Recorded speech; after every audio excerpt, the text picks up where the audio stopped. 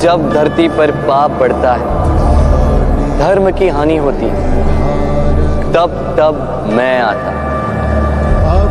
ये तो आप सब जानते हैं, किंतु क्या आपने कभी सोचा है कि क्यों मैं इस धरा का जीव बनकर ही अवतरित होता?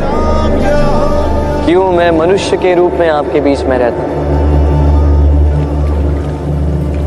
आज बताता। संसार में पाप और पुण्य संतुलन में चलते हैं, किंतु जब पाप सीमा से आगे बढ़ जाता है, मुझे आना ही होता। कारण यह है कि आप मुझे भुला देते। चौंकिए मत, मैं आप ही में बसता हूं।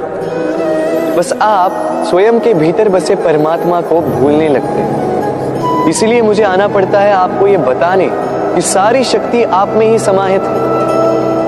पर आप क्या करते हैं? मेरा सम्मान, मुझे पूछते हैं, मुझसे शक्ति मांगने लगते हैं, भांति भांति की इच्छाएं मेरे सामने रखते हैं। मुझे आपकी श्रद्धा से कोई आपत्ति नहीं है। मुझे आपत्ति है उस भाव से जो आपको दुर्बल बनाता है। परमात्मा में श्रद्धा रखिए, किंतु स्वयं की आत्मा पर भी विश्वास कीजिए, क्योंकि इस संसार में ऐसा कुछ भी नहीं है जो आप नहीं कर सकते। हर नर में नारायण बसते हैं और हर नारी में लक्ष्मी। तो पहचानिए अपने भीतर के नारायण को और बदल दीजिए इस समय के चक्र को। मुझे प्रसन्नता होगी कि मेरे अवतार लेने का वास्तविक प्रयोजन आपको समझ आए। तो शंका त्याग कर शंकर बन जाइए, अन्यथा कंकड़ के समान रहना हो। राधे राधे। आपने सोचा इस संसार में हम सबसे अधिक किससे जुड़े? अब कोई कहेगा माता पिता, कोई कहेगा मित्र, कोई कहेगा पत्नी, तो कोई कहेगा संतान।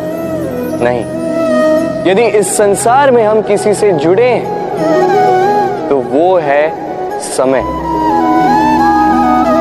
समय ही हमारा भूत है, समय ही हमारा वर्तमान है और समय ही हमारा भविष्य है। और हम क्या करते हैं? सबसे अधिक जुड़े समय को, सबसे बहुमूल्य संपत्ति को हम नष्ट कर देते हैं। कोई भविष्य के ऊंचे सपनों को बुनता है, कोई बीते कल को कोसता है, किंतु तनिक सोचिए, बीता कल आपके सोच विचार करने से बदलने नहीं वाला। और भविष्य के विषय में सोच विचार करके यदि आप अपना वर्तमान नष्ट कर देते हैं तो आपका भविष्य भी बीते कल की भांति ही होगा। इसलिए आज के विषय में सोचिए, उसे उत्तम बनाएं। आपका भूतकाल और आपका भविष्य अपने आप उत्तम हो जाए।